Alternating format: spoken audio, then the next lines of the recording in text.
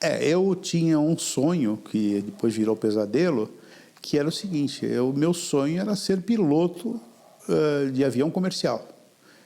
Na minha turma de pilotos, só para vocês terem uma noção, eu tirei o brevet com 17 anos de idade. Poucas pessoas na minha época tiraram o brevet com 17 anos de idade. Meus pais souberam que ia ser piloto, eu tinha 16. Gostoso da aviação, a gente vivia aquela maluquice toda, e tinha fatos gozados que aconteceram comigo. Eu tinha eu solei com o avião com 7 horas de voo. E quando você sola, você começa a ficar meio abusado, né? Então, eu descobria, quando eu voava com o instrutor, eu não podia fazer nada, mas sem o instrutor era tranquilo fazer aquilo. Lá na região onde eu voava, é Praia Grande, tem muitos rios. Então, a gente via aquele monte de pescadores lá, aqueles barquinhos, aquelas canoinhas pequenas, eles com a linha na água, e lá embaixo a gente sabia que era um silêncio incrível, né?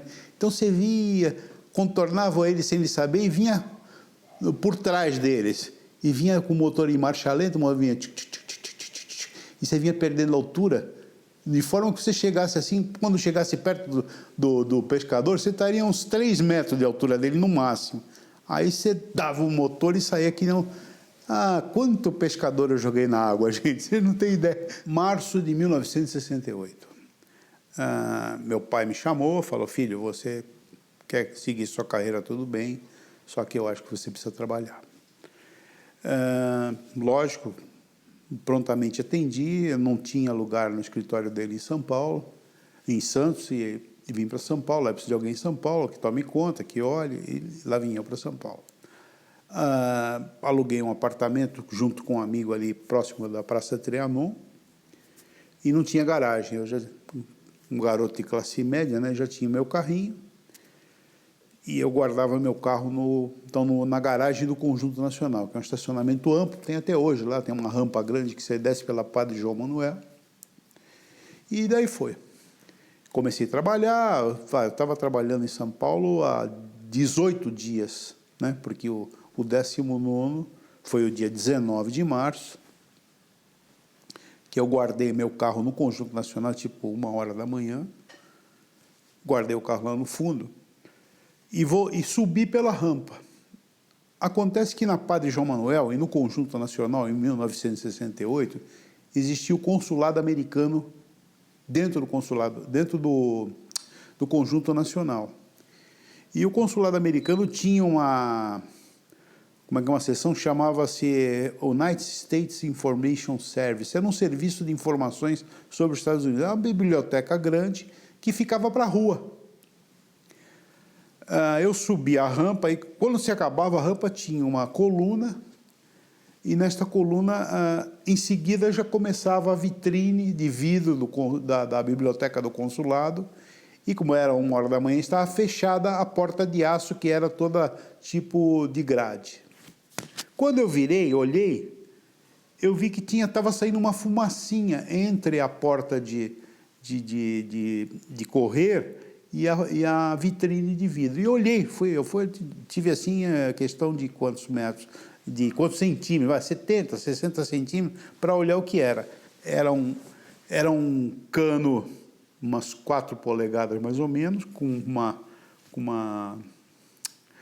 papelão em cima, de papel craft, e fechado com fita isolante. E era um cano mais ou menos dessa altura.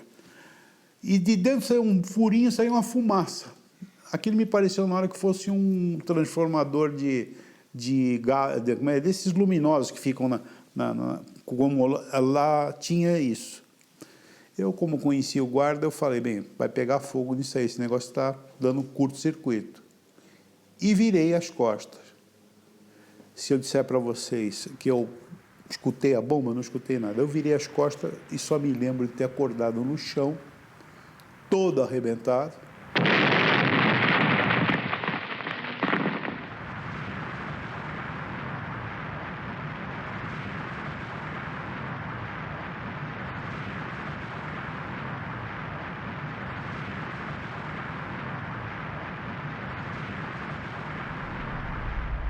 Bem, 64 é um momento de enorme tensão na vida política brasileira. Provavelmente nós tivemos dois grandes momentos de tensão. 30, a Aliança Liberal e depois a Revolução de 30, e os acontecimentos de 63 e 64, especialmente. O Jango já tinha tomado posse numa situação muito difícil no final de 61, após a renúncia do Jânio Quadros. O Jango toma posse depois de uma longa resistência, de quase 3 semanas, etc. Assume no regime parlamentar, muda para um regime presidencialista em janeiro, e toda a ação do Jango ela é muito marcada por uma hostilidade em relação ao Congresso Nacional. O Jango sempre teve muita dificuldade de tratar com as forças democráticas. É bom lembrar que ele tinha perdido eleições, ganhas inclusive, para o Congresso em 54, quando tentou ser candidato ao Senado pelo Rio Grande do Sul, 3 meses após o suicídio de Getúlio Vargas, que era quase que impossível alguém perder a eleição, e ele perdeu, né? No Rio Grande do Sul, ele perdeu a eleição para vice-presidente, se nós fosse só ver os votos do Rio Grande do Sul, perdeu em 60 também.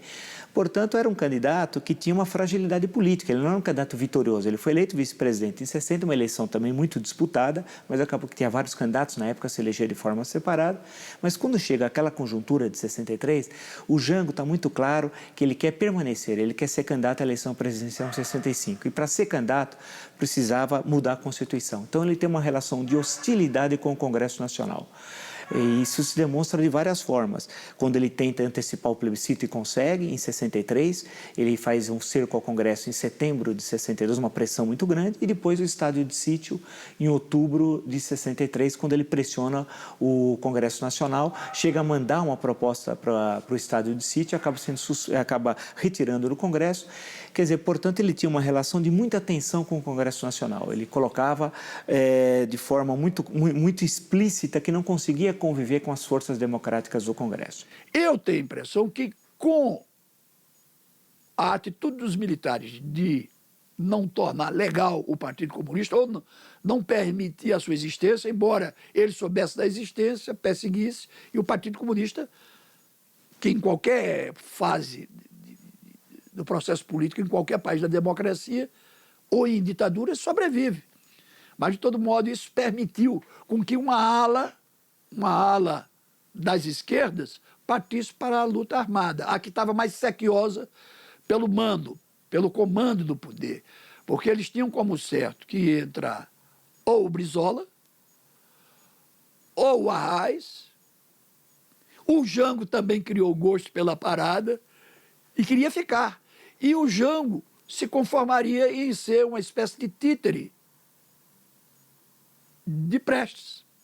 Essa era digamos, a efervescência, o bolo político dos anos 63. Que você tinha várias propostas de golpe de Estado na época, nós tínhamos. Não era só a direita que queria dar o golpe de Estado. A grande questão naquele período são os vários golpes de Estado construídos pela direita. Não havia um só, tinham várias propostas de golpes de Estado que a direita construiu ao longo daquele período, assim como a esquerda também tinha suas propostas golpistas, tanto do Partido Comunista, que era uma, do Brizola, que era outra, do Jango, provavelmente associado ao Partido Comunista. Então, você tem diversas propostas golpistas. É difícil dizer que o golpe da direita foi uma espécie de contragolpe a um possível golpe de esquerda. Entre a direita golpista e a esquerda golpista, havia também perspectivas democráticas naquela conjuntura. Eu acho que esses foram os grandes derrotados. O golpe da direita não foi contra a esquerda, assim como o golpe da esquerda não seria contra a direita. Os golpes da direita e da esquerda eram contra os setores democráticos que defendiam uma saída, que era uma saída complicada, nós vimos uma crise política, e uma saída no campo democrático, no campo político, que poderia ter levado o Brasil, em 64, a um patamar de desenvolvimento político e econômico que deixaria o Brasil em uma posição muito distinta do que acabou ocorrendo. Os grupos de esquerda que entraram em conflito com a ditadura militar, principalmente que optaram pela luta armada ou por assaltos a banco, a guerrilha no Araguaia, eram grupos ligados a organizações, geralmente da tradição stalinista, né?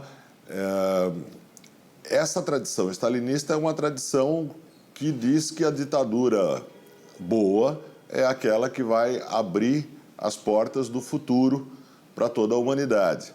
Ela não é uma tradição democrática, evidentemente. A leitura que a esquerda, uma certa esquerda, fez em 64 e de uma certa direita, era como se tivéssemos somente duas alternativas, ou o golpe militar ou a Revolução Socialista. Não é verdade. Você tem, por exemplo, as tentativas feitas pelo Francisco Santiago Dantas, desesperadas na crise de fevereiro e março de 64, buscando construir um grande bloco reformista. E isso era uma solução que daria um salto de qualidade na democracia brasileira extremamente importante. Quer dizer, havia a possibilidade. Esse arco estava sendo construído. E esse arco é que era reformista, que colocava as necessidades de romper o que se dizia à época, os pontos de estrangulamento da economia brasileira, fazer as reformas sociais, as reformas políticas necessárias. Quem não queria fazer essas reformas? Era a direita que vai dar o golpe e era a esquerda. Porque é bom lembrar, e eu insisto isso, escrevi no meu livro, o Jango, em momento algum, teve a proposta de reforma. Ele somente apresenta seus programas de reforma na mensagem presidencial enviada ao Congresso Nacional no dia 15 de março, era um domingo, de 1964. É ali que nós temos um esboço do que o João Goulart defendia como reformas, mas sequer encaminhou essas reformas que estavam na mensagem presidencial como projetos de lei. Tanto que o comício do dia 13, que foi uma sexta-feira, 2 dias antes, ele assina leis que são absolutamente inconstitucionais ao decreto da reforma agrária, que era inconstitucional e era um absurdo, e havia um decreto sobre aluguéis, que era um outro verdadeiro absurdo, que é muito importante que as pessoas tenham a possibilidade de lê-lo, que era um decreto, por exemplo, que determinava o valor do aluguel. Se o apartamento tinha 1 quarto, 2 quartos, 3 quartos, se tinha uma cozinha, se tinha 1 banheiro, 2 banheiros, era um verdadeiro absurdo, assinado pelo Abelardo Jurema, ministro da Justiça, que era uma pessoa absolutamente incapaz por exercício daquela função, assim como o presidente da República, que não tinha a mínima ideia do que assinava. Então, na hora que vai falar dos aluguéis, vai querer encampar refinarias, em seguida, vai querer fazer um decreto da reforma agrária, são todas medidas absolutamente inconstitucionais, e ele sabia que elas não tinham valor legal, ao invés de encaminhá-las, por exemplo, com um projeto de lei. Mas para encaminhar com um projeto de lei, o Jango teria de negociar no Congresso Nacional, e isso não era com ele, ele queria a saída do impasse, porque ele tinha um projeto pessoal. Qual era o projeto pessoal do João Goulart? Era criar um impasse que levasse à reeleição em 1965 dele. Qual era o projeto pessoal do Brizola? O Brizola não podia ser candidato a presidente. Por que não podia? A Constituição proibia. Cunhado não podia ser candidato. E aí tem o slogan, era cunhado não é parente, Brizola para presidente. Era o slogan da época tal. Então o Brizola joga no impasse que a saída do impasse era alterar a Constituição de forma autoritária e para resolver o problema pessoal dele. Agora, você tem, portanto, esses adversários do lado do centro-esquerda, você tem os adversários da direita, que sempre foram inimigas da democracia, desde a chegada do Pedro Álvares Cabral. Nunca conseguiram conviver com a democracia no Brasil. Agora, você tem um centro que tem relações com a direita e relações com a esquerda, que naquele momento estava construindo uma proposta que daria esse salto adiante.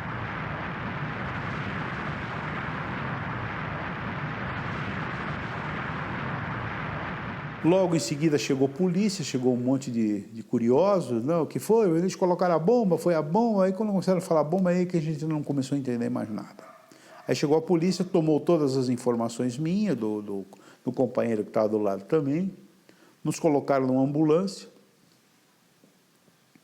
e fomos para a ambulância. E eu muito preocupado com o meu primo, porque eu fui no chão da ambulância, numa maca no chão da ambulância, e ele foi em cima, e eu olhava para a perna dele, eu vi o osso e aquele sangue escorrendo e a carne, eu falei, caramba, o Edmundo está muito mal.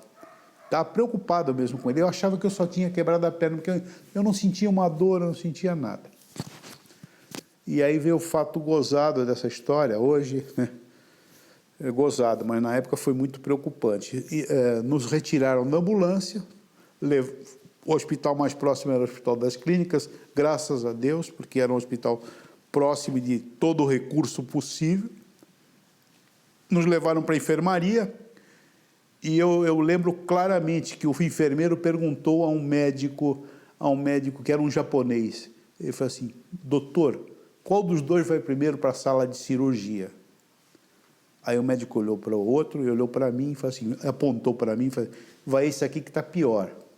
Quando ele falou, vai esse aqui, que foi aí que eu já não lembro de mais nada. Eu apaguei e falei, bem, eu estou só guardando a alma do outro, porque eu já devo ter ido. Se ele está desse jeito, eu estou achando que ele vai morrer, imagina como é que eu estava, né? É bom lembrar que o AI-5 é no dia 13 de dezembro. Não teve nenhuma manifestação no Brasil contra o AI-5, de rua, nenhuma. Ou no dia 13, ou no dia 14, ou no dia 15 de dezembro. Não aconteceu nada. Alguém vai dizer que o domínio do presidente Costa e Silva era tão grande à época que impediu qualquer manifestação no Brasil?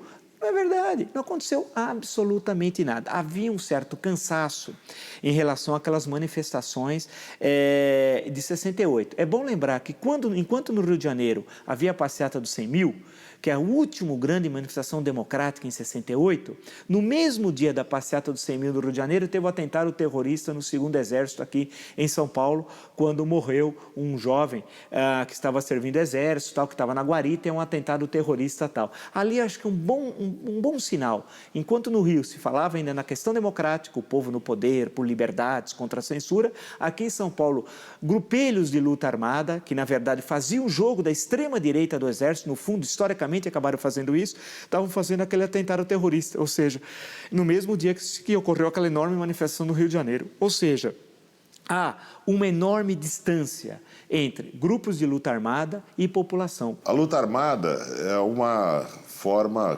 utilizada historicamente muitas vezes diante de regimes autoritários, diante de ditaduras. A questão moral de saber se ela é válida tem uma resposta moral, que não é minha, mas é do Ocidente, vem dos iluministas, né? Vem de Locke, vem da ideia do direito à resistência por todos os meios diante de regimes opressivos. Então, essa resposta moral já foi dada. Haveria ainda uma discussão política sobre isso. Normalmente, a luta armada, principalmente nas formas, né, da guerrilha, tende a fazer com que a repressão dos estados autoritários recaia principalmente não sobre os guerrilheiros, mas sobre a população que está no seu entorno e que não tem os meios que os guerrilheiros têm de se proteger das medidas do Estado. Então, do ponto de vista político, as vítimas principais, na maioria dos casos de ação guerrilheira, não são os guerrilheiros, são a população. Isso é uma construção política historiográfica de que o golpe militar é que impossibilitou qualquer espaço para a democracia, portanto, a partir dali surgiu guerrilha. Por que não? O movimento guerrilheiro. Antes de 64, você já tem perspectiva, movimentos guerrilheiros. As ligas camponesas tinham 7 campos de treinamento guerrilheiro e que acabaram sendo descobertos. Foi um grande escândalo à época tal. Ou seja, as ligas camponesas, através do seu braço armado, havia um movimento revolucionário Tiradentes, já colocava a questão de que o caminho não era a via eleitoral, mas era pela guerrilha, tal qual tinha ocorrido recentemente em Cuba. Segundo, o PCdoB manda quadros para Pequim nas vésperas do golpe, no mês de março de 64, eles mandam o primeiro grupo guerrilheiro para treinar na China e tal. Portanto, o PCdoB já tinha abandonado dia muito qualquer perspectiva no campo democrático, na verdade tinha sido recém-criado, o PCdoB nasceu em 62, mas apostava na solução armada, portanto, no conflito armado. E você tem tendências em outros pequenos grupelhos de esquerda, que depois vão se articular de forma um pouco distinta após 64, já colocando a questão de que a revolução ela se daria pela via armada, portanto não se colocava qualquer perspectiva da via eleitoral. Então, e entre 64 a 68, portanto, entre o golpe militar e o ato institucional número 5, você tem uma série de grupamentos de esquerda, e nós vivíamos ainda nesse período, não uma ditadura plena. É bom lembrar que durante 64 e 68 você tem imprensa alternativa, você tem teatro de protesto, os festivais de música, você tem um conjunto no campo cultural, cinema, etc., de contestação ao regime militar. Ainda você tem um período relativamente de liberdades e tal. Mesmo assim, você tem grupamentos de esquerda que estão apostando e já fazendo atentados terroristas em pleno período de 64 e 68. Portanto, não considero correto dizer que a luta armada nasceu após o dia 13 de dezembro de 68, ou seja, após o AI-5, como se não tivesse qualquer espaço para a luta política, portanto, só restavam as armas. Isso não é correto. Isso é uma construção feita a posteriori para justificar uma luta contra a ditadura que acabou jogando água no moinho da ditadura, que fez com que ela aumentasse a repressão política, impedisse qualquer espaço para as liberdades e levando a uma contradição entre uma extrema esquerda e contra uma ditadura de extrema direita. E os militares, a meu ver, embora não tivesse sido conduzido, eles foram muito menos com a esquerda brasileira. Eles permitiram que a esquerda brasileira entrasse nas universidades, na imprensa, nos colégios, nas igrejas, nos seminários. Veja, a esquerda não teve o menor pudor em se aproximar da ditadura. Primeiro, no ato da criação da Embrafilme, toda a cúpula do cinema novo era contra. Compreendeu? Barreto, Glauber Rocha, tal, viviam em desacordo e esculhambando a ideia, o projeto, a proposta da Embrafilme. Mas depois, com a visão, porque quem criou isso, curiosamente, o lado econômico, o mecanismo econômico de tudo isso, foi o Roberto Campos. O Roberto Campos, que era casado que era cunhado de um cineasta chamado Flávio Tambellino, botou Flávio Tambellino para dirigir o INC e criou uma lei que retinha recursos da remessa do filme estrangeiro, e a esquerda começou a entrar nesse dinheiro. Aquele filme do Joaquim Pedro Macunaíma é feito em cima desse dinheiro. Esse filme é dos anos 70, mas ele é feito um pouco antes. Ele é engrenado um pouco antes em cima dessa lei. Então, quando a esquerda viu que esse negócio tinha dinheiro bom, barato e de graça, ela começou a aceitar a Embrafilme e, ao mesmo tempo, fazer pressão para melhor ser aquionada, ao ponto de tomar conta dela, Embrafilme. Então, eles enganaram os militares e os militares deixaram-se enganar, porque como a ditadura brasileira, que é tida também como dita branda, tinha todo um comunismo internacional pressionando, denunciando, tornando ela um alvo de suas acusações, como a esquerda sabe fazer, porque a esquerda é um movimento internacional. A esquerda, você pensa que o cara está fazendo aqui uma coisa, não, ele está ligado a um processo geral, atuando na Grécia, atuando na ONU, atuando na Venezuela, atuando na França, atuando nos órgãos mais, nas universidades. Então, o que é que ocorre?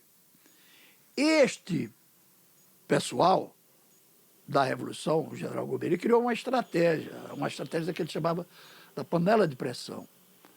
Ele dialogou com as esquerdas no sentido de afrouxar as críticas e entregou a Embrafilme essa gente. Curioso que a esquerda brasileira anistiou o Estado Novo. Ele está anistiado historicamente e politicamente também. Quando se fala de Estado Novo, se você diz que teve repressão, automaticamente alguém diz assim, mas teve CLT, teve Companhia Siderúrgica lá de Volta Redonda, teve a Declaração do Brasil, declarou guerra em 1942 às potências do eixo, teve os sindicatos, em suma, se anistiou a repressão do Estado Novo, que foi muito pior em termos de repressão do que a ditadura militar e que foi muito mais longa no tempo do que o Estado Novo. É bom lembrar que o Estado Novo é de 1937 a 1945.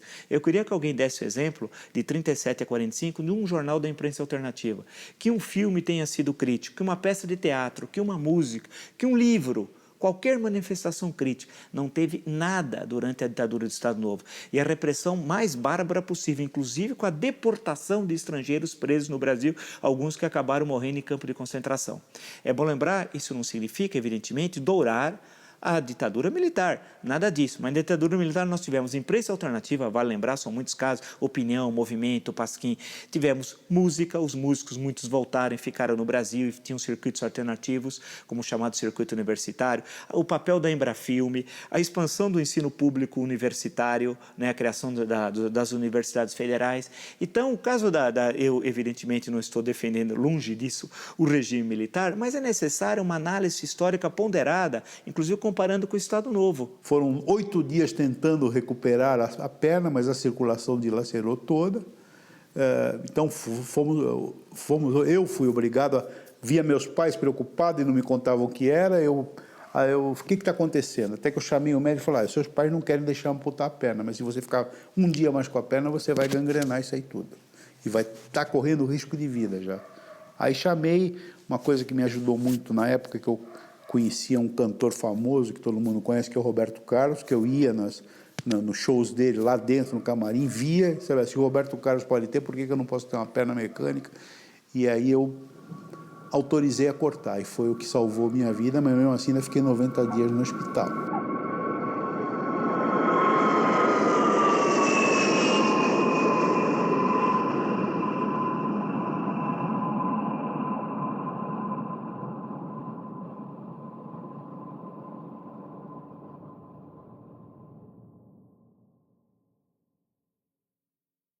Eu nunca vi ninguém ter qualquer gesto de simpatia em relação aos atos terroristas.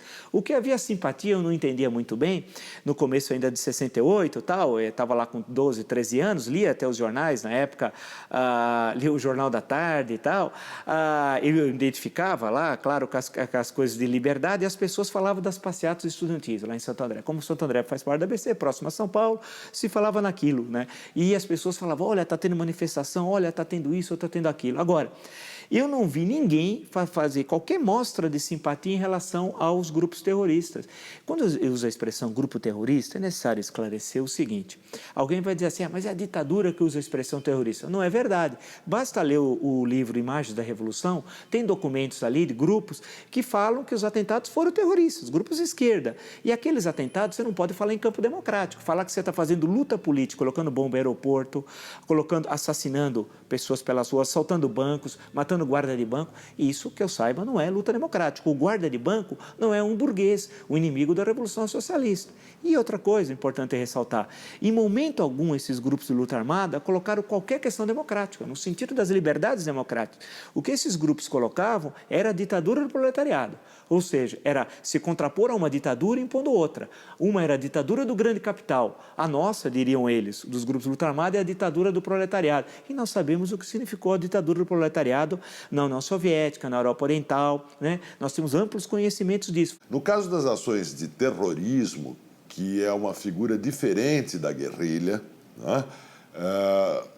É mais pronunciada essa disparidade entre a posição do terrorista, normalmente uma posição bastante protegida da repressão, e a posição da população que ele diz representar, né? De cujos interesses ele diz representar.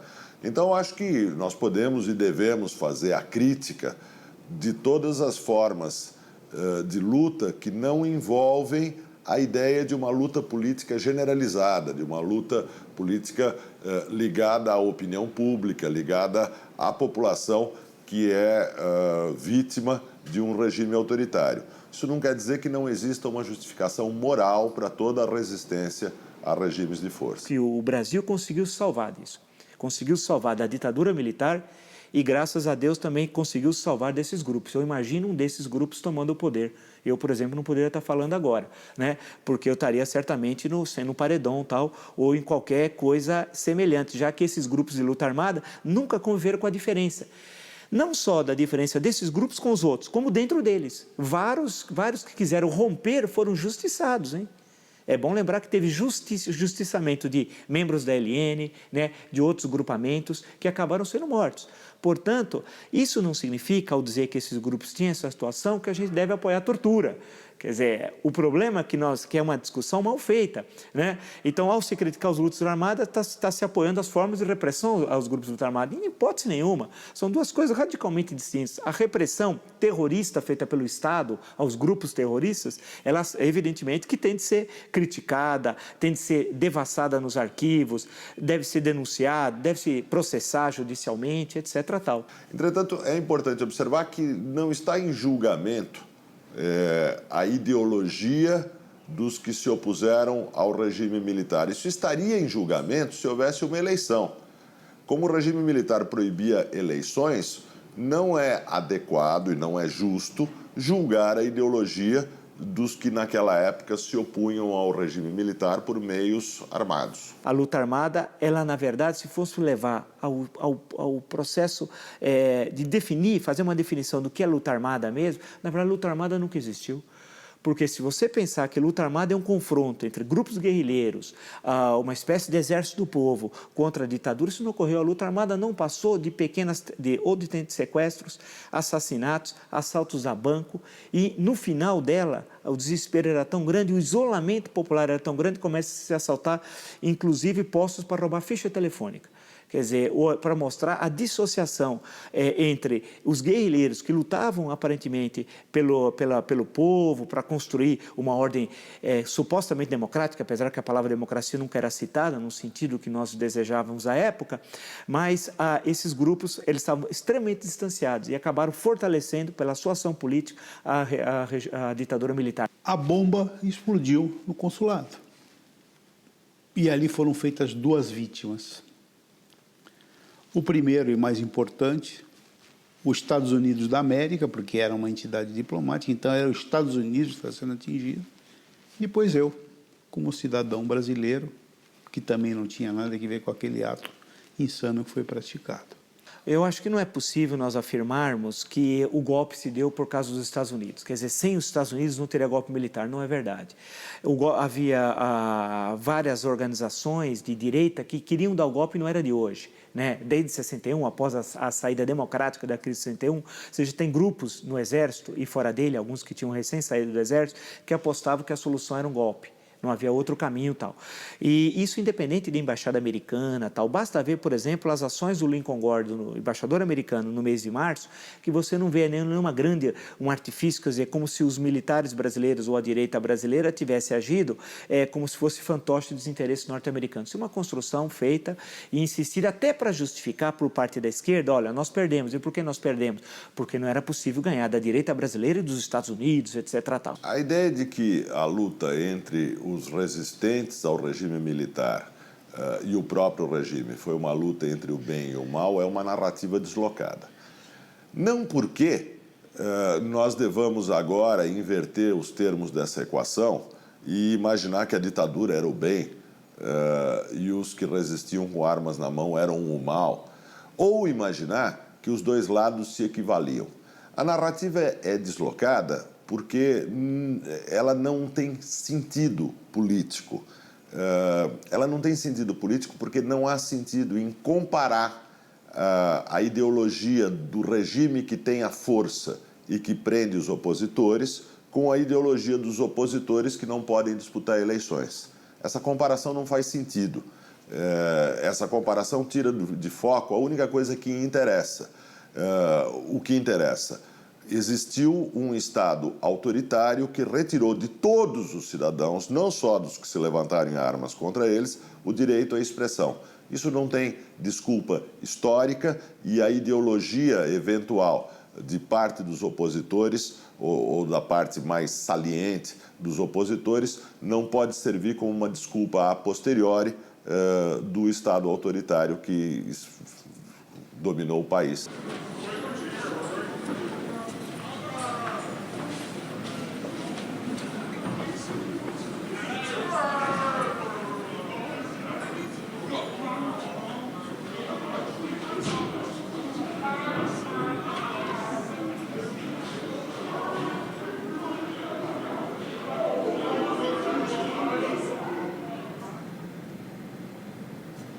Eu estava com 11 anos de idade, era uma família de 4 filhos, o mais novo com 2 meses de idade faleceu, ficamos eu, Márcio, na época com 11 anos, o Laércio, meu irmão mais novo, 1 ano e 8 meses mais novo do que eu, e o meu irmão mais velho, o Carlos, com 5 anos de diferença de idade minha. E num belo domingo, sei que era um domingo, porque no dia anterior houve uma feira perto de casa, que sempre é de sábado. Estávamos eu, meu irmão Laércio, e meu pai e minha mãe em casa.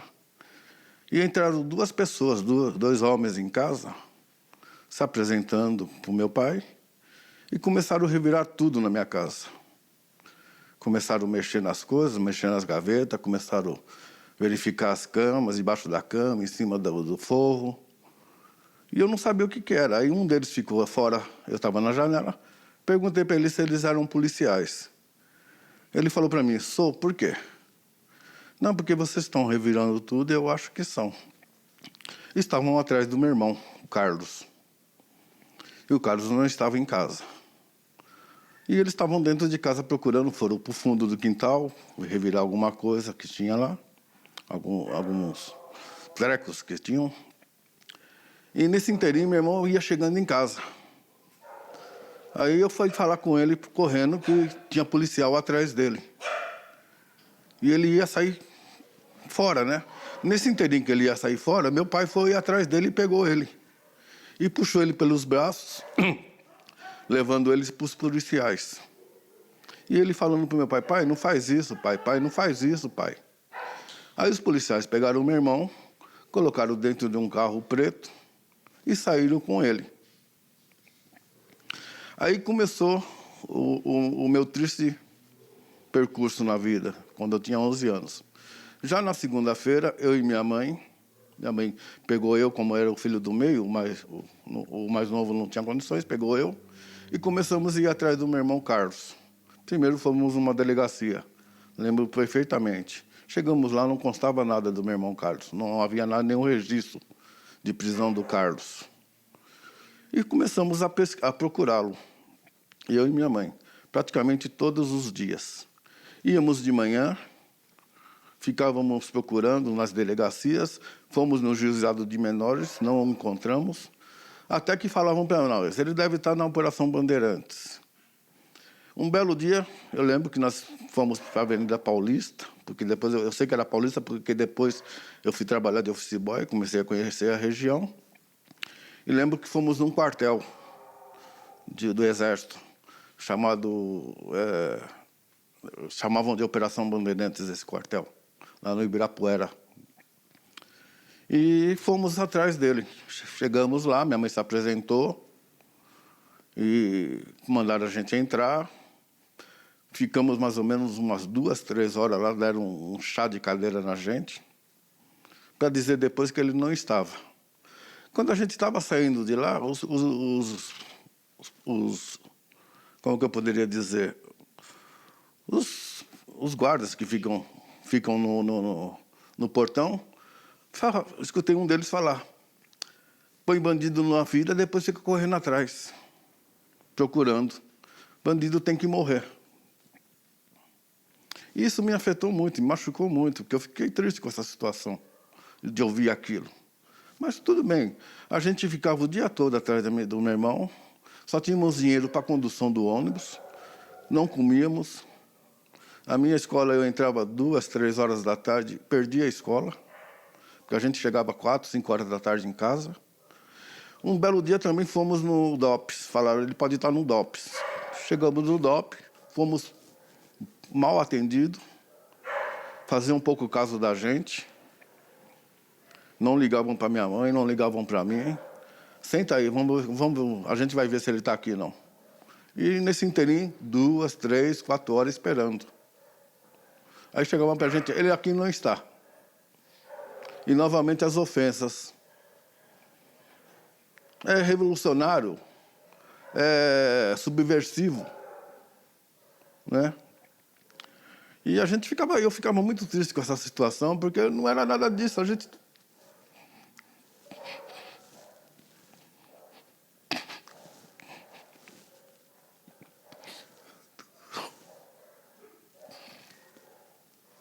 não era bandido.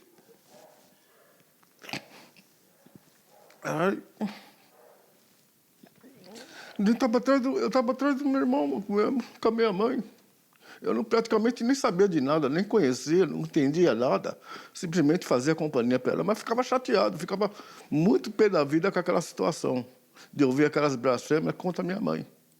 Parecíamos que nós éramos criminosos, éramos bandidos.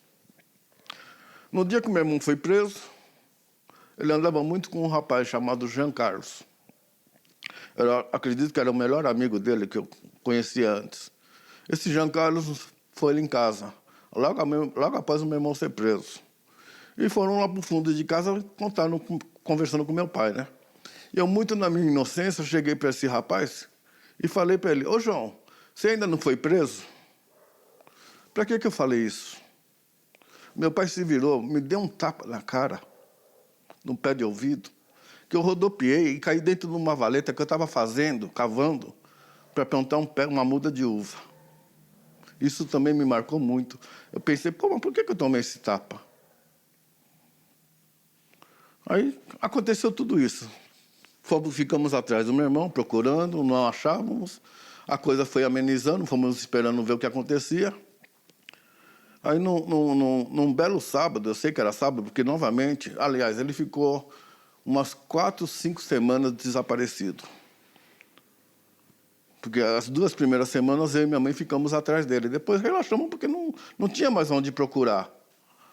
Aí, umas 5 semanas depois, ele apareceu num sábado. Era sábado porque tinha feira na rua do lado.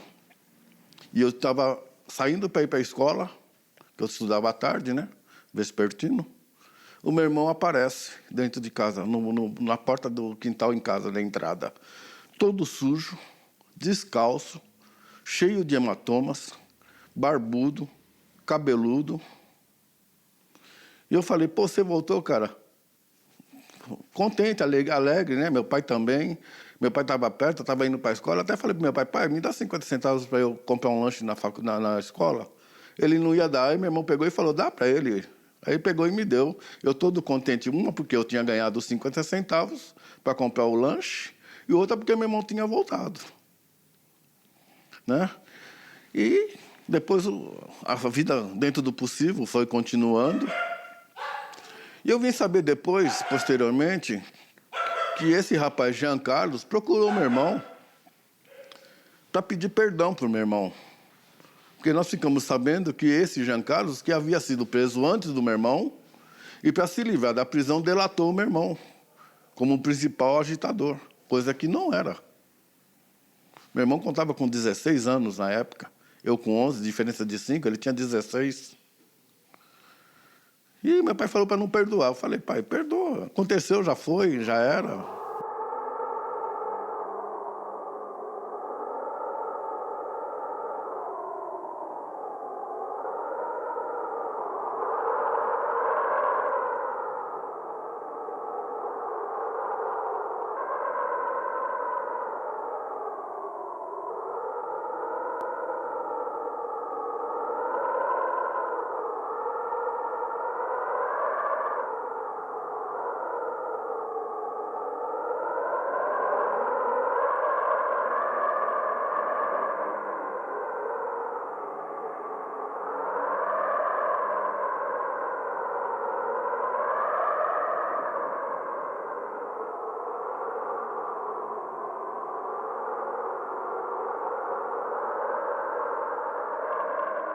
E assim eu vivi praticamente até 92, quando a primeira vez que me veio a revolta, que um dos componentes que colocou a bomba, que é um artista plástico famoso, brasileiro famoso, chama-se Sérgio Pereira Ferro, numa exposição que ele fez dos quadros dele aqui em São Paulo, ele reconheceu, fez uma matéria inteira, de página inteira na Folha, onde ele reconhecia que ele, pela primeira vez publicamente, que teria sido ele o autor do atentado.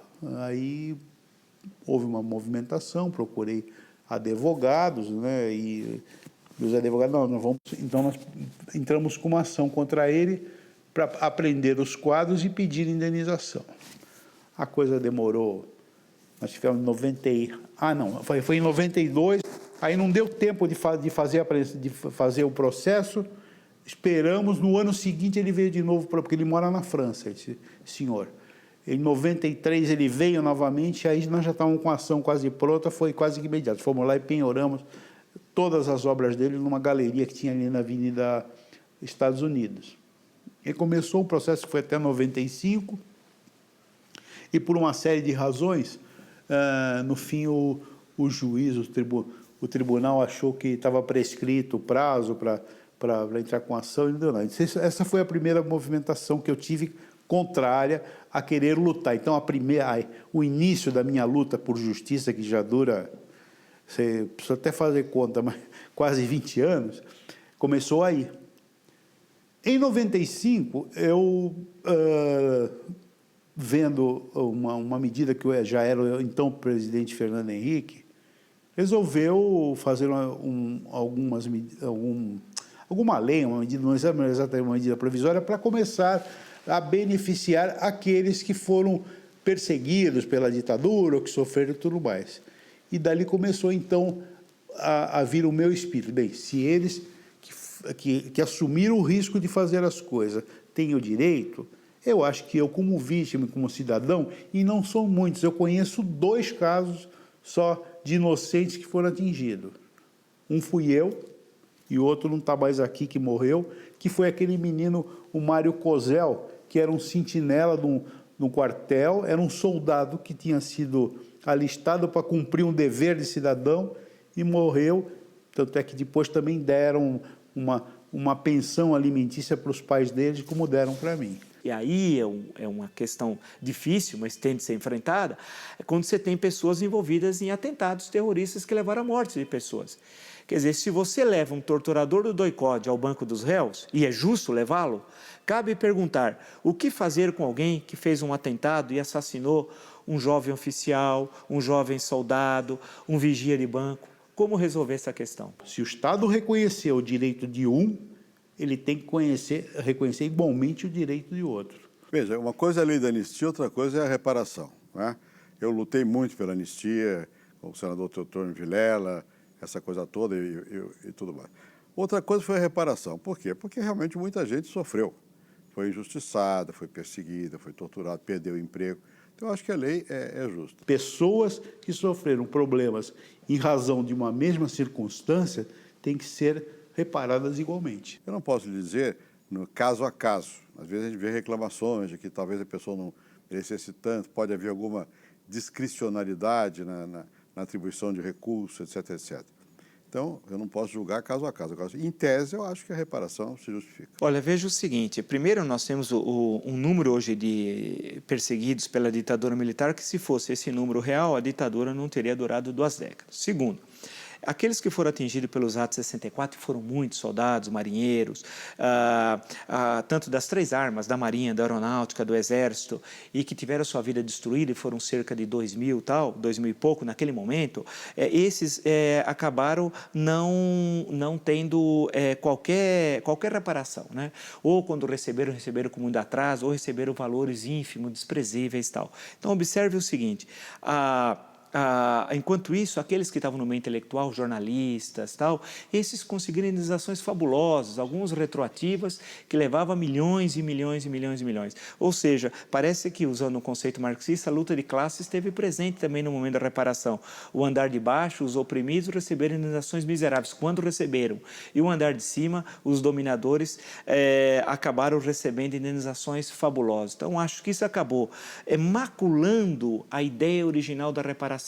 Se a ideia da reparação ela tinha sua razão de ser, de pessoas que tiveram problemas de ordem pessoal, política, familiar, gravíssimos por causa da repressão, o que é uma ideia justa, a forma como foi feita essa reparação por esses, geralmente intelectuais, pessoas vinculadas aí a funções do aparelho de Estado, ou jornalistas, ou escritores, acabou maculando a ideia. A ideia que era boa, que era justa, que era correta, acabou virando uma espécie de boquinha, após uma expressão popular. Todo mundo querendo um naco, aproveitando para explorar o tesouro público tal. Dentro da velha tradição brasileira das elites, todo mundo quer ter seu espaço para saquear o Estado.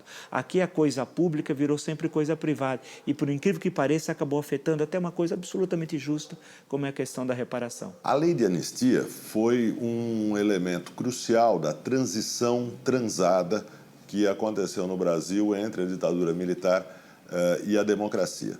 Essa transição transada foi negociada entre o Estado, os militares e os antigos, e uma parte, né, os representantes de antigos perseguidos políticos pela ditadura.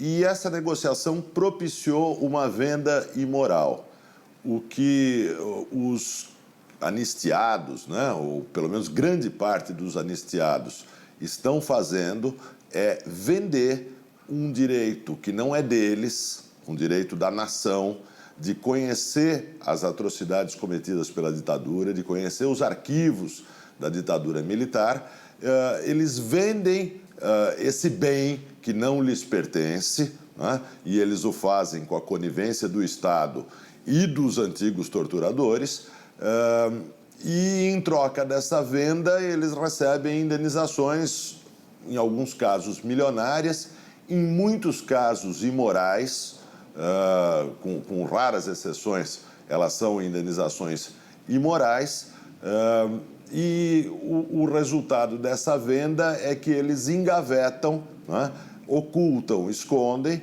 a possibilidade da nação conhecer o que aconteceu naqueles anos. Isso é uma transação política, com um significado desastroso do ponto de vista da história e da memória da nação e com um significado pecuniário muito agradável para aqueles que vendem o que não lhes pertence. A questão me parece central nessa discussão brasileira sobre reparação e que nunca é o centro do debate, são a questão dos arquivos, da abertura dos arquivos. É estranho que nós até hoje não tenhamos aberto os arquivos do regime militar. Veja o caso norte-americano. Em 1974 foram abertos os arquivos de 10 anos atrás da presidência Lyndon Johnson, inclusive que revelou muita coisa sobre o Brasil. O Jornal do Brasil, inclusive, em 75, fez uma série de reportagens do Marcos Sá Correia retratando a relação entre o governo norte-americano de 64 e os acontecimentos aqui do Brasil. Isso em 10 anos. Bem, nós estamos há mais de 40 anos dos acontecimentos de 64 e nós não abrimos os nossos arquivos. Isso me parece uma coisa fundamental para os historiadores, para a reflexão sobre o Brasil, para as pessoas que foram atingidas pelo regime militar, etc, etc, etc. Agora, quem é contra? Por que não abre? Eu acho que essa me parece a questão central. Me parece que o Exército, já tudo que sobre o lado do Exército, da repressão, já se sabe. Não há nada de novo, né, que é para ser escondido e tal. Me parece que hoje é mais o governo que não quer. E a pergunta que fica para mim é por que o governo não quer que sejam abertos os arquivos? Inclusive, nós não sabemos, é importante ressaltar, que arquivos existem no governo. Porque ora se diz que tem, ora que foi queimado, ora que viraram arquivos pessoais, ora que esses documentos nunca existiram. Então, nós sequer sabemos que arquivos existem. Então, o primeiro passo é saber quais são os arquivos. Segundo, divulgá-los, né? Eu acho que essa me parece uma questão central. É também uma reparação. Aí uma reparação no campo histórico. Ele falou que ele foi torturado, né? Durante as 4, 5 semanas que ele ficou detido, ele falou que sofreu choques, foi posto em pau de arara, tomou porrada. E realmente, quando ele voltou, ele estava cheio de marcas de fios, de queimados. Queimaram ele com pontas de cigarro. Olha, eu desconfio um pouco da ideia de que todos os nossos males, o autoritarismo policial, os problemas no sistema carcerário, os problemas prisionais, que todos esses males bem conhecidos possam ser atribuídos em conjunto num movimento simples de culpabilização histórica à ditadura militar. A história do Brasil não começou com a ditadura militar e, se é para falar de heranças autoritárias, nós precisaríamos voltar ao tempo da colônia, ao império, a ditaduras anteriores, a ditadura do Estado Novo, de Getúlio Vargas, né? Então, a ditadura militar não pode ser vista como a causa de todos os males no campo do autoritarismo político, porque isso implicaria, em primeiro lugar, ignorar toda a história do Brasil. E, em segundo lugar, muito convenientemente, isentar de responsabilidade a elite política que está no poder já há 2 décadas após o fim do regime militar. É muito fácil encontrar um culpado lá no passado, 2 décadas depois. Fazer isso é tampar os nossos olhos, vendar os nossos olhos para a realidade presente. Eu acho que exatamente porque nunca houve punição. Se eu posso dizer, bom, no passado, para que reviver agora, porque houve a lei da anistia, mas por isso que é importante recuperar o passado. Porque, de alguma maneira, ainda que não seja penalmente, quem errou no passado deve ser apontado como tendo errado. Porque aqui o que acontece no Brasil hoje é que ninguém é punido. Então você tem casos de corrupção, casos de como a gente escuta o telefone, todo mundo diz que é verdade e não acontece nada. Então, na verdade, a nossa democracia ela é incompleta. porque não existe ainda o sentimento que todos são iguais perante a lei. Então, alguns podem mais do que outros, e os que são poderosos não são punidos. Eu acho que é isso que permite essa continuidade de uma situação anômala. Nós temos liberdade, temos informação, e a isso não sucede a responsabilização de quem errou. Acho que esse é o ponto central. E isto veio vindo. E eu nunca tive uma ação contra o Estado. Eu sempre procurei os meios administrativos, os meios políticos, e tenho vindo de uma forma lutando. Quem tem me dado muita ajuda sempre foi a imprensa, que eu acho que neste país, isso para aqueles que vão ouvir o que eu estou dizendo hoje, que entendam, eu acho que nesse país nós temos 3 poderes, né? O executivo, o legislativo e o judiciário. Até hoje eu só usei 2. Mas, na verdade, eu não usei 2, eu usei 4. O quarto poder, para mim, é a imprensa, porque a imprensa tem a força de mostrar a verdade.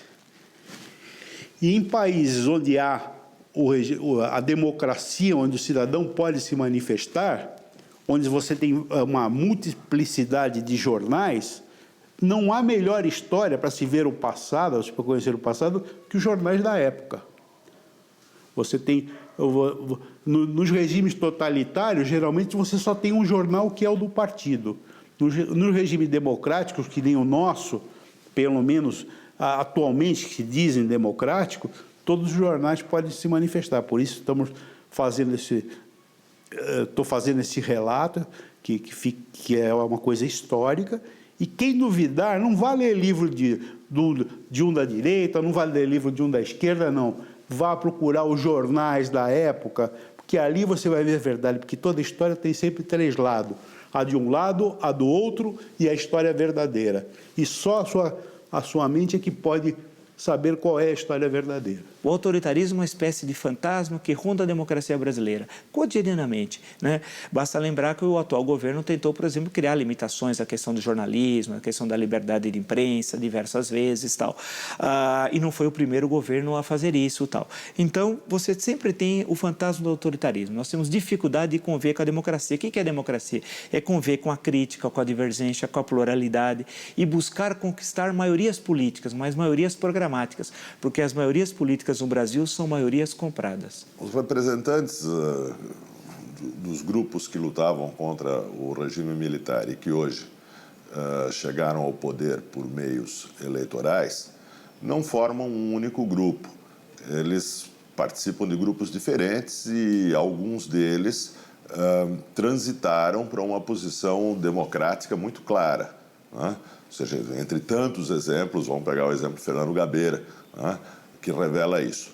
Por outro lado, muitos outros mantêm, com algumas oscilações e algumas diferenças, as suas velhas posições stalinistas. Vários deles são admiradores abertos e entusiastas das ditaduras socialistas que restaram, como a ditadura de Fidel Castro e dos Castro, em Cuba. Eu acho que a questão de liberdade deve ser sempre cuidada. Nunca se pode dizer não tem o risco, sempre tem o risco, né? Tem casos famosos, a Alemanha era um país democrático, a República de Weimar e deu o nazismo. Então você tem que estar sempre atento para evitar que haja um retrocesso. Eu acho que o Brasil melhorou muito nesse sentido das instituições. Mas o que nós falamos a respeito de escutas telefônicas mostra que nós não estamos isentos de uma eventual recaída de um tipo de autoritarismo, né? Que seja de um lado ou do outro, dá no mesmo, é autoritarismo. Eu acho que nós temos um problema no Brasil. A elite política brasileira tem enorme dificuldade de conviver com a democracia, né? Sempre há uma relação, por exemplo, de hostilidade em relação ao Congresso Nacional. E quando se tenta estabelecer uma relação com o Congresso Nacional, não é uma relação política, é uma relação de compra. Ou seja, se compra o Congresso nas votações, nas leis, nas MPs, etc. Isso é péssimo para a democracia. Então, nós precisamos, né, construir uma elite democrática que passa necessariamente por partidos só, sólidos, pela evitar essas emendas constantes à Constituição, que a todo momento nós temos uma Constituição que completa 20 anos e já tem 100 emendas, o que em 20 anos significa que teve em média, a cada 5 anos uma emenda. Isso é um verdadeiro absurdo. Então nós precisamos ter uma estabilidade política, uma estabilidade no campo constitucional, construir uma estabilidade no campo partidário, que é uma coisa muito difícil um partido no Brasil ter durabilidade, ter programa partidário, ser identificado por suas ideias. E eu acho que isso passa pela questão central da elite política. Nós temos elite ainda política muito frágil no sentido ideológico e que não se difere muito. Por isso que você tem partidos que sustentam vários governos. Para a esquerda brasileira, a liberdade individual nunca foi acima de todos os outros. Sempre houve a ideia do coletivo, né? Que sufoca, dá a impressão que tudo que é individual é reacionário, tudo que é coletivo é progressista. Isso é um equívoco. Eu acho que você tem que cobrar uma individualidade socialmente responsável. Mas é individualidade. Você não respeitar a individualidade, você não vai construir nenhum coletivo realmente positivo. Você abre espaço para um coletivo mais ditatorial, mais autoritário, mais tirânico. Mas o modelo é esse, que na cabeça da boa parte da intelectualidade de esquerda brasileira, a ideia é de que você não pode... Sempre o coletivo é superior ao indivíduo, e sem dar o devido valor a que cada um é uma pessoa e tem que ser respeitado nos seus direitos. O que não quer dizer que essa pessoa possa extrapolar seus direitos, mas os seus direitos devem ser respeitados. Eu acho que todo esse tempo, que não me entendam mal, eu não tenho lado ideológico nenhum, mas eu acho que é preciso saber a história dos dois lados sempre, para que cada um, conhecendo a história de um lado e conhecendo a história do lado de outro, possa se definir ou por ideologia ou por justiça qual era o lado certo.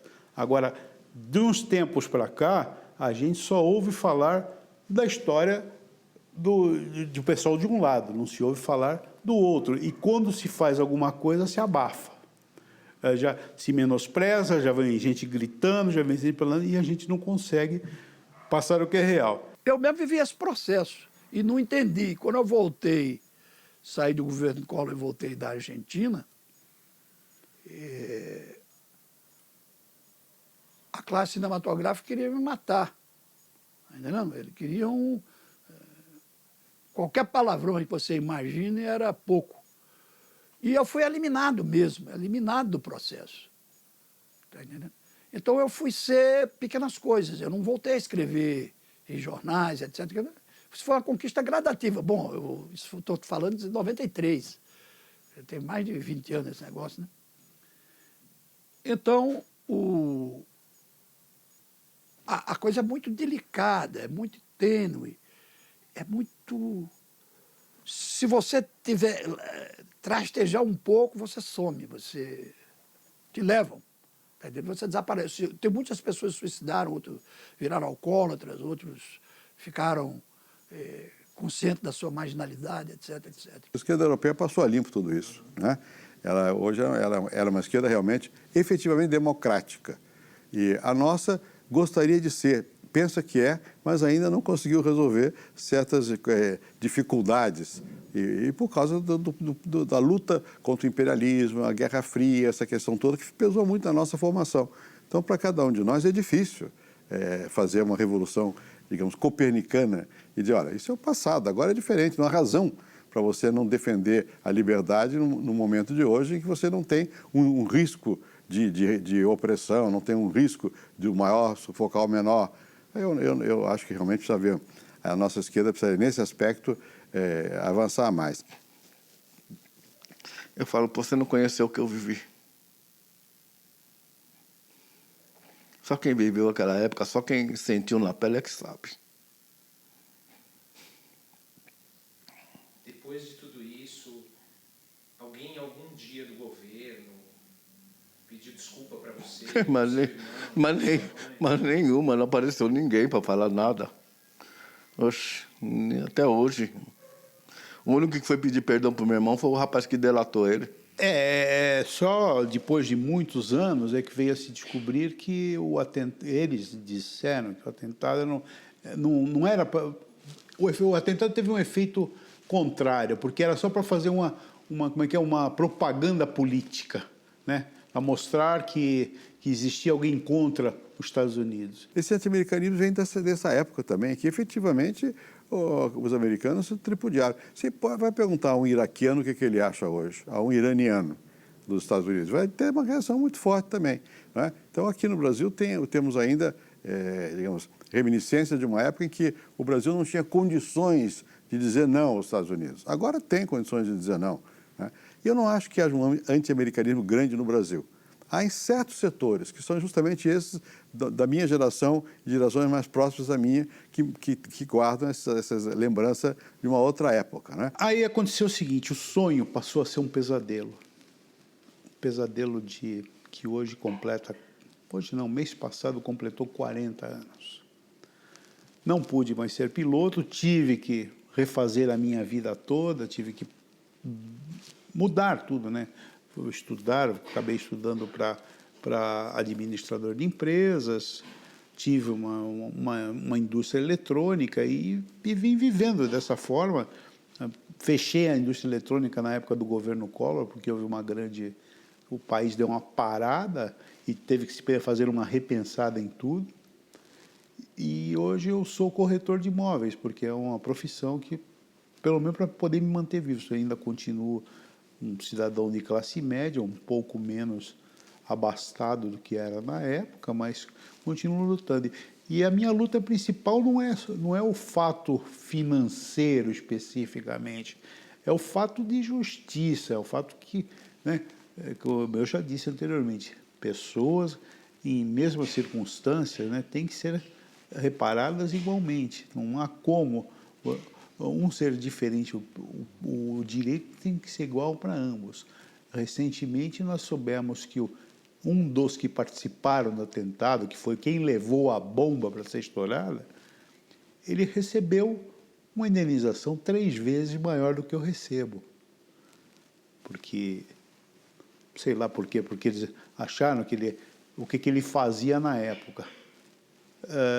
Então, não pode a vítima, no caso eu, ter menos direitos do que tem o cidadão que causou o dano, o autor do dano.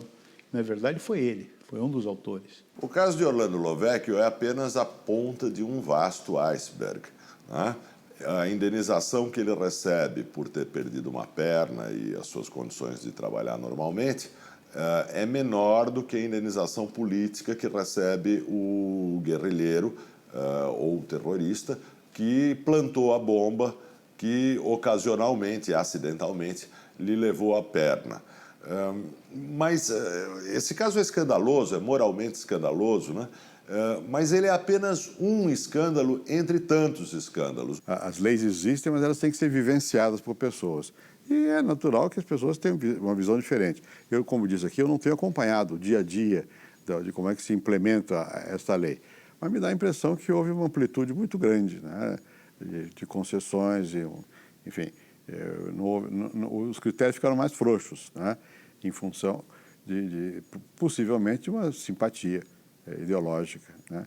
E é possível que, por consequência, que haja... Às vezes eu vejo casos nos jornais de pessoas que recebem reparações altíssimas, né? E que não creio que justificasse, porque o que eles fizeram, né, o que eles sofreram, não foi tanto assim, né? Enfim, sofrimento é sempre uma coisa que a gente não deve discutir muito, porque cada um sabe de que maneira sente, né? Então, eu não estou querendo também ser restritivo, mas tenho ouvido ecos de que há uma certa, digamos, indulgência em casos que não necessariamente mereceriam ter uma reparação. Enquanto que outros casos, em que eventualmente era mais legítimo que houvesse reparação, se demora mais para processar, e os depoimentos muitas vezes dependem um pouco das percepções sectárias.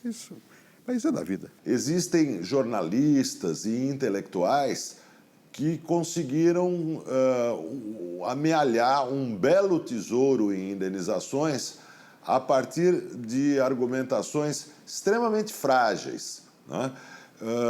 E, na verdade, as indenizações são tanto maiores quanto mais bem posto na sociedade era o antigo perseguido, né?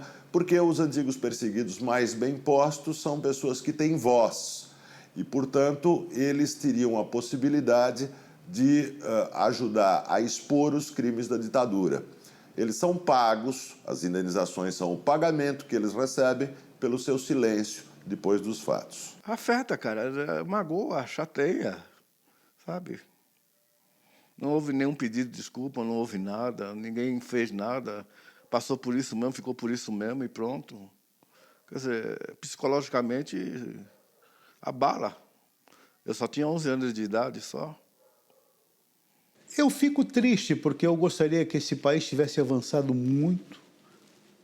São 40 anos e eu vejo que o país não avançou. Continua esses pensamentos atrasados, antigos e que não levam esse país para diante. Enquanto todos estão indo para diante, nós ainda estamos aí com essas histórias de coisas de regimes e de coisas que já morreram.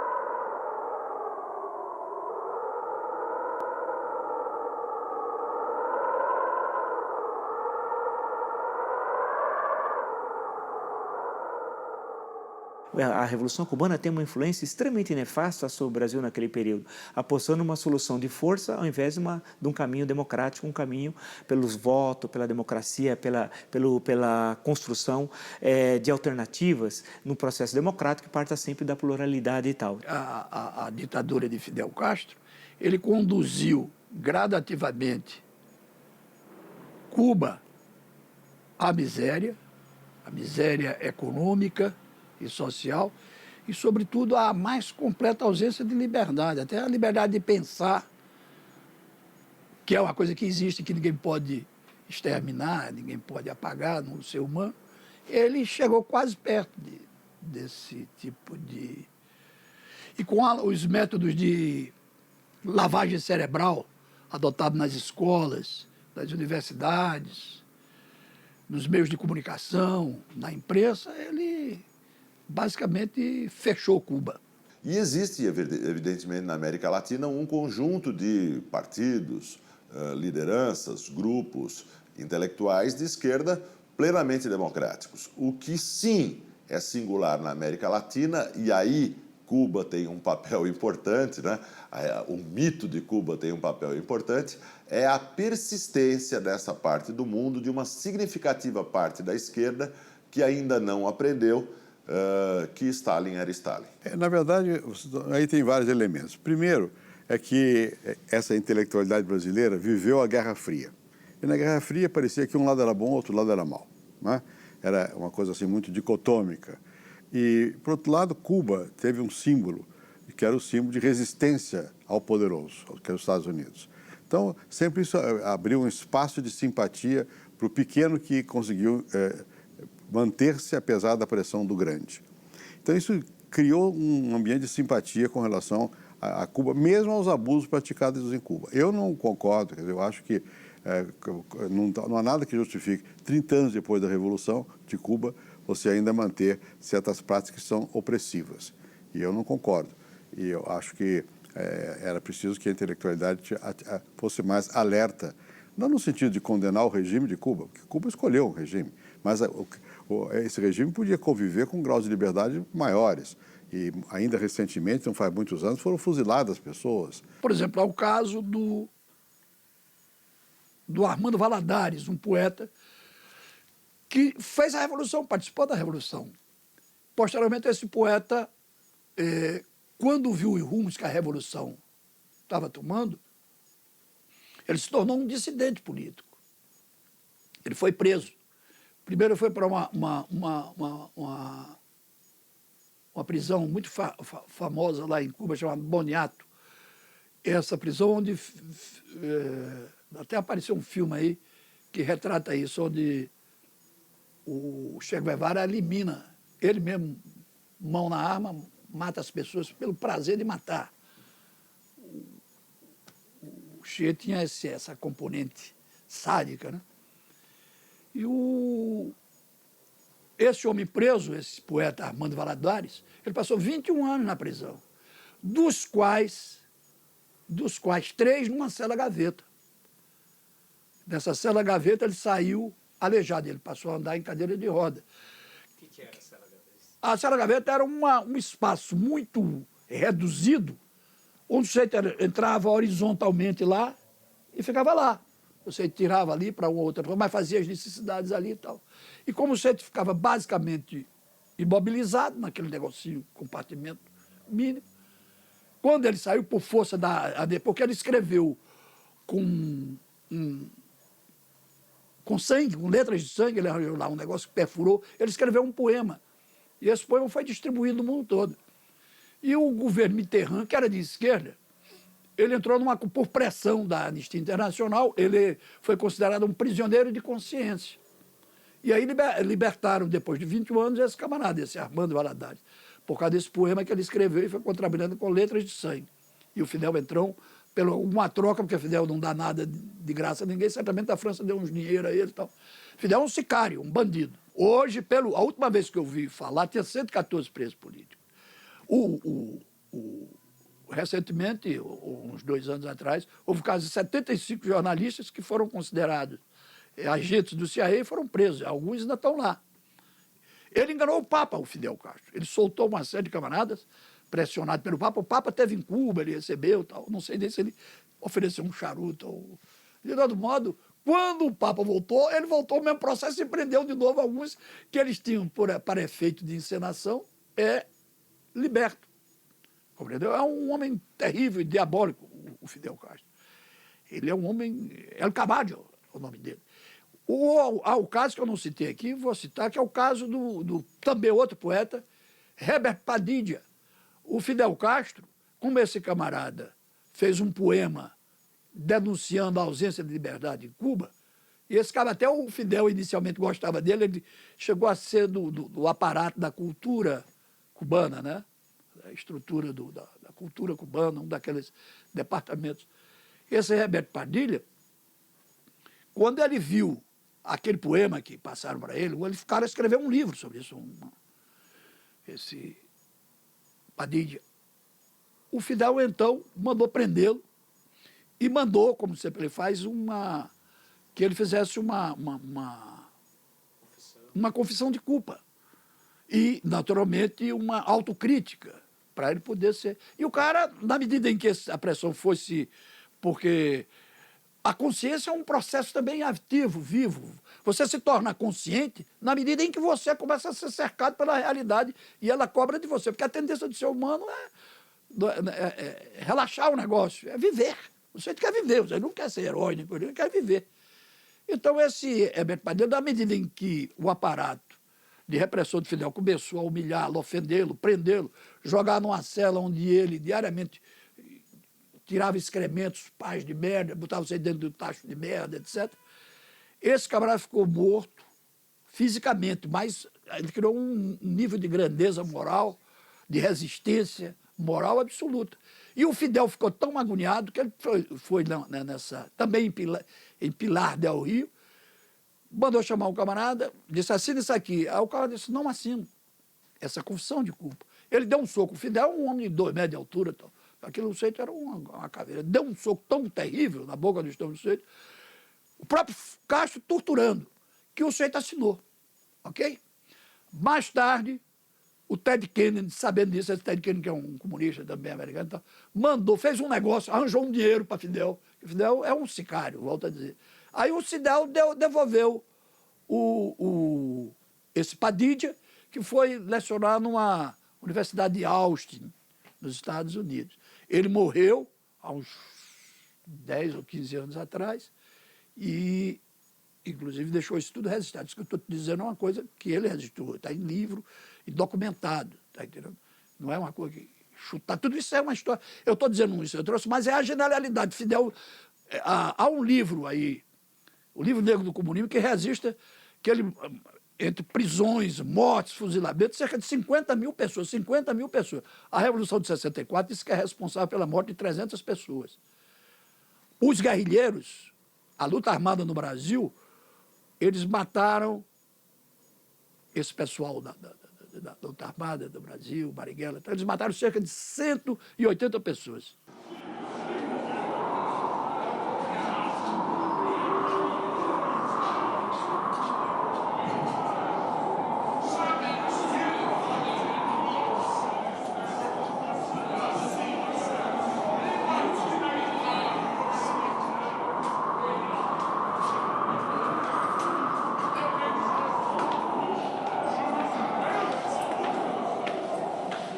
Olha, inegavelmente, não é possível a gente jogar no mesmo saco a ditadura militar brasileira, uruguaia, argentina, chilena e outras que naquela conjuntura ocorreram aqui na América do Sul, né?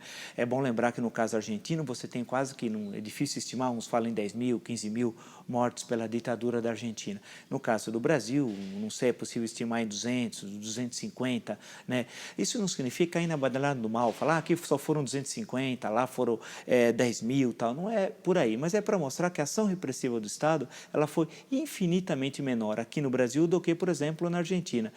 Estranhamente, enquanto que no caso da Argentina houve a abertura dos arquivos, né, com as indenizações, com todo um processo do Estado enfrentando a questão da ditadura, né, e da sua história, e de forma muito corajosa, no caso brasileiro isso não ocorreu, tendo uma repressão infinitamente menor do que ocorreu na Argentina, ou do que ocorreu no Chile, ou no que ocorreu no Uruguai. Eu acho que por isso que é uma tarefa central para nós hoje, a abertura dos arquivos.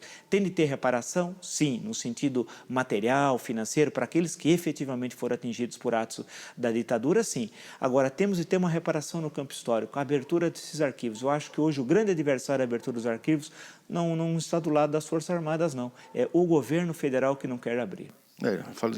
Infelizmente, em 2005 ele faleceu. Não tem mais o que falar, né? O interessado já está falecido. Eu não tenho como obter nenhum reconhecimento. Então, eu acredito que vai ficar por isso na minha memória do tempo, da história. Na memória da minha família e minha. Para acabar com a injustiça que eu venho vivendo, no dia 15 de dezembro de 2004, eu fiz uma carta ao presidente da República. Isso fazem já 3 anos e alguma coisa. E me permitam, eu vou ler a carta agora. Honorável presidente Luiz Inácio Lula da Silva, em julho passado, Vossa Excelência promulgou a personalíssima Lei 10.923, que concedeu-me pensão alimentícia vitalícia por ter sido atingido em atentado à bomba de cunho político. Acontece que, embora cidadão comum, e que somente o tempo veio provar ter sido apenas vítima do período da chamada Revolução de 1964, por aquele crime, sofri perseguição e constrangimentos fortíssimos dos órgãos de segurança do Estado por suspeitarem, durante vários anos, ter sido o autor do ato terrorista. Os fatos e os jornais da época comprovam isto. Em vista disso, requeri junto à Comissão de Anistia do Ministério da Justiça declaração da condição de anistiado político, circunstância esta bem mais equilibrada com a realidade do que a concedida hoje. Porém, o pedido foi negado. Assim como Vossa Excelência assumiu o governo para acabar com as injustiças que ainda acontecem neste país, rogo que proponha, através de medida provisória, alteração na promulgada lei com os mesmos e iguais direitos que preceitua a Lei 10.559. E que hoje já ampara mais de 3 mil anistiados políticos já beneficiados, uma vez que partes em razão de uma mesma circunstância têm que ser tratadas igualmente. Sendo que a edição desta nova disposição por este meio torna-se necessário para agilizar o novo ordenamento e para que não se prolonguem os debates no Congresso Nacional sobre a questão, uma vez que a reparação já tarda e deve ser feita com a maior celeridade possível. Para exemplificar a viabilidade da medida provisória suplicada, lembro a Vossa Excelência que neste mesmo ano de 2004, o senhor presidente, para amparar pessoas que ficaram fora de outra lei, editou a medida provisória número 176 e já transformada na Lei 10.875. Com quase os mesmos e igualíssimos motivos e propósitos que peço hoje. Senhor presidente, são 36 anos, uma vida, em busca de justiça, e só almejo obter reparação indenizatória digna, igual às outras tantas já concedidas. Orlando Lovecchio Filho, Santos, 15 de dezembro de 2004. Sou brasileiro e não desisto nunca.